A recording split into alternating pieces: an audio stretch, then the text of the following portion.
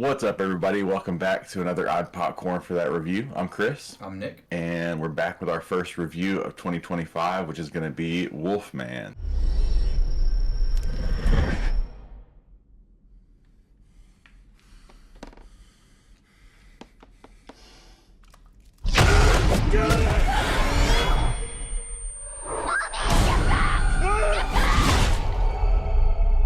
Blake. Daddy, can you hear me? Are you okay? Blake. What? So this is the newest horror film directed by Leigh Whannell, produced by Blumhouse. So Blumhouse, is not having the best track record, but Leigh Whannell was the thing that pulled me into this movie enough because I liked his take on Invisible Man, and I guess his take on Invisible Man is what made Universal decide to go ahead with continuing to remake their old monster movies. Like The Mummy with Tom Cruise flopped, and then Leigh Whannell's Invisible Man worked out, and they were like, well, let's do another one. But it was supposed to be Ryan Gosling for the longest time. And then at the last minute, it got replaced by Christopher Abbott. It was a whole new director and everything. So this movie's been talked about for a really long time.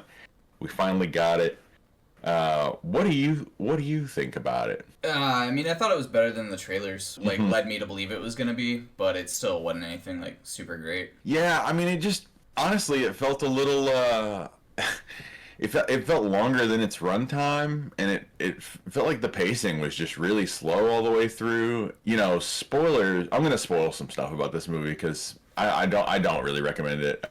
So if you wanna find out on your own, right? It's not the worst thing ever or anything like that. I don't want to get overly hyperbolic, but it does feel a little bit like a January movie because it's just a thing about childhood trauma and not carrying that or generational trauma, I guess. Most of the movie ends up being really early on. We get our main character here, played by Christopher Abbott, Blake Lovell, gets in a car accident, and the person in the car with them gets attacked by a werewolf, and he gets attacked by or just scratched by a werewolf. And big spoiler here, because basically the rest of the movie is him transforming into a werewolf, and it just literally takes the whole movie. Yeah. It's the whole movie. Well, it does take place over one night, which makes sense. But it's like they're making you watch it in real time or something, and I guess that could be cool on paper, but they just space everything out so much, and it's so quiet, and I don't think they gave me enough to really feel like what's the deal with these characters? Why they do make it where there's you're supposed to be a little invested with the father-daughter relationship, but I thought Julia Garner kind of got the short end of the stick on this one because she's not really playing a loving, nurturing mother. She's obsessed with her job and doesn't seem like she's very invested in being a mom or a wife. So when it comes back around and it's supposed to be a big payoff at the end, I love you, and tears and stuff like that, it kind of didn't feel earned to me. If anyone can hear me, please call someone to help. We were attacked by some kind of animal, and I think my husband was infected by it. You know what I mean? It's Right. yeah, I guess maybe off screen you guys were a great couple and we just caught you guys at a bad moment, but I didn't really see a whole lot of compassion, or it wasn't this amazing family relationship or anything. So yeah. I don't know. I do want to say some good things, and maybe you throw in some good things too, because it's not all bad. I thought that shot with the car accident, the box truck accident, was shot in a really cool way, and it looks like it's all practical effects, and that added a lot to the stakes. If that had been a CGI truck and everything looks very fake and everything, that would have taken away from. But some cool things with the camera there. The scenery is awesome. The color grading on the movie kind of made it look gray, so I kind of wished it had been a little more of a vibrant color spectrum that we're seeing or whatever. But Oregon's really beautiful, and it makes me want to go to Oregon, so that's not a con. I like the transition from when it showed what he was seeing as he's transforming into the werewolf.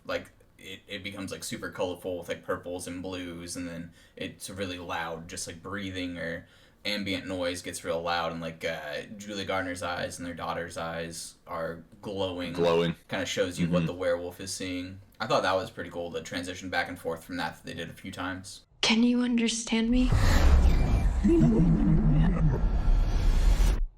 You're scaring me. Yeah, because the way they shift your perspective to like it's like behind his eyes and then back to behind their eyes, and as you're shifting, the way you're hearing them too is changing. Your vision of them and the way you're hearing them is changing because he starts to lose his ability to understand human speech.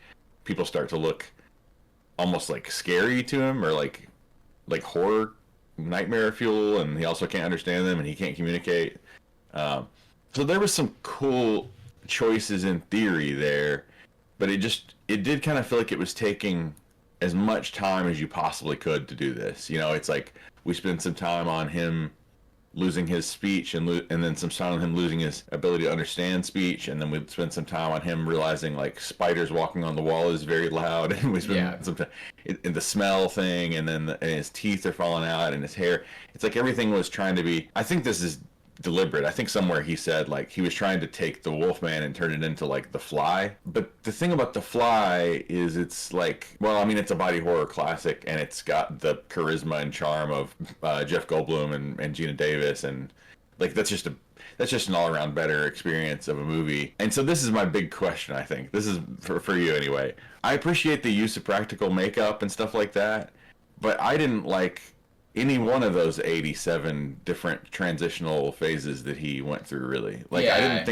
I think there's better werewolf transitions and better werewolf character designs almost everywhere you look. Yeah, it should have been called like Man Wolf instead of Wolfman, because he looked more. Even the guy who turned him into a werewolf looked more like a man with some long hair and stuff, which I guess I get, but it didn't really look like a werewolf. Like, you almost think he looks like when you see the werewolf that turns him, like you said, when you first see him through the windshield, like when they do the windshield wipers, it looks like a goblin or like a monster or something, but not really. You don't think wolf immediately. Nothing about this screamed wolf. And and when you watch other movies that feature werewolves, it's just like, even movies that I like probably less than this, you know, I don't know. It just seems like the werewolf character design is usually handled better. So while I appreciate that they did all this practically, it's like it didn't work for me. It didn't make me think werewolf.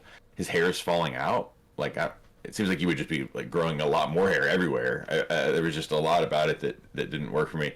And especially because it takes so long, it's like a lot of those in between phases. There's some that are like accidentally a little comical, I thought. To me, you know, he doesn't really look like scary. He just looks like a confused dog, I guess, or something. I don't know. Christopher Abbott does the best he can with this, I think, but Julia Garner's really just not given much. I don't think the dialogue is written super well. The child actor here, Matilda Firth, who plays Ginger, does a pretty good job. I think she kind of gets out of this without being too much of a pulling it down or anything like that. But it was a disappointment for me. I was thinking like Invisible Man. I was hoping this would get like the Invisible Man treatment, and it kind of feels like they called Leigh Whannell at the last minute and were like, do the Invisible Man treatment on this one. And he's like, I don't really I want to do that or feel strongly about that. And they're like, I'm not asking. Right. And then they had to make it at gunpoint or something like that. So I don't know. I was really hoping I tried to go in with an open mind, and I was really hoping to have more positive to say, but you're right. There were some cool things like that. The shift of perspective, the car crash was cool. Like I said, makes you want to go see Oregon. Right. Yeah. And I believe him that if you see that particular view, it does make you feel like everything's going to be all right. I need to go see that view in person myself. So there's some cool things here, and I can see some people appreciating it more than I did. But overall, it feels like a little bit back to the usual, what you expect from January horror movies, unfortunately. Jason Blum, how are you still making money? You know what I mean? You gotta put something better out there, brother. I don't know. Anyway, what would you score it? Probably like a 4.5. Like it wasn't. It was pretty just middle of the road. It was okay. I was entertained enough, but yeah.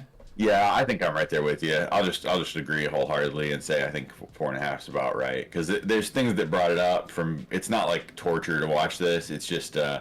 It's slow, and it feels like it had like no score, by the way, and I think that slowed it down for me too. Like all it is just like some creepy, prickly kind of sounds punctuating the whole thing, but no real score that I could remember. So yeah, it could have used some improvement.